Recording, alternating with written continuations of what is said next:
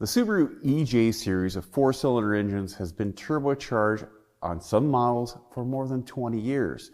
The single turbocharger setup can be found on many 2-liter, 2.2, and 2.5-liter EJ series engines.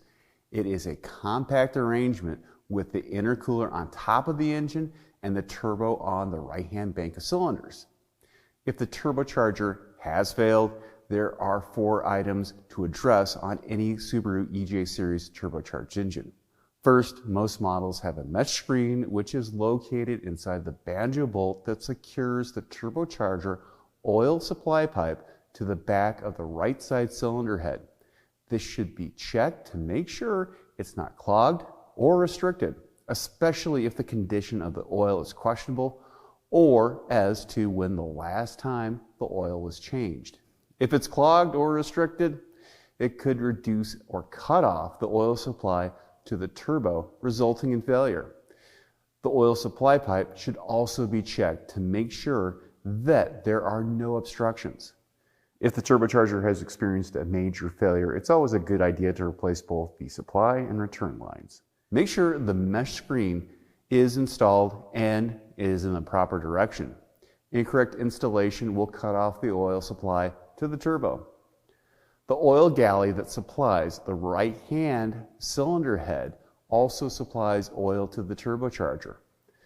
The same galley supplies oil to the camshaft phasers on models with the Active Valve Control System, or AVCS.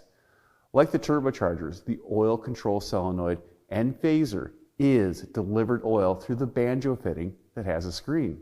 If the turbocharger has failed, debris can lodge in the screen and starve the oil control solenoid.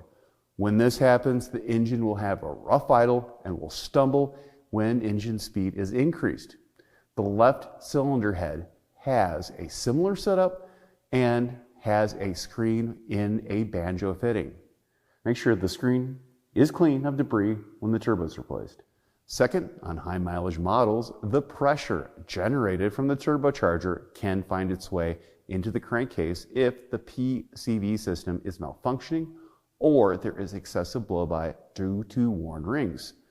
This extra pressure can restrict flow coming from the turbocharger return line, thereby shortening the life of the bearings and also causing the turbocharger to run hotter. Check the PCV valve and system to make sure there is not any excessive pressure in the crankcase. Third, perform an oil change and replace the oil filter. The oil filter on the EJ series can be found on the bottom, top, or even front of the engine. The one thing all of these filters share in common is an anti-drain back valve. This valve can become brittle and crack. This will allow oil in the turbocharger and valve train to siphon back into the oil pan.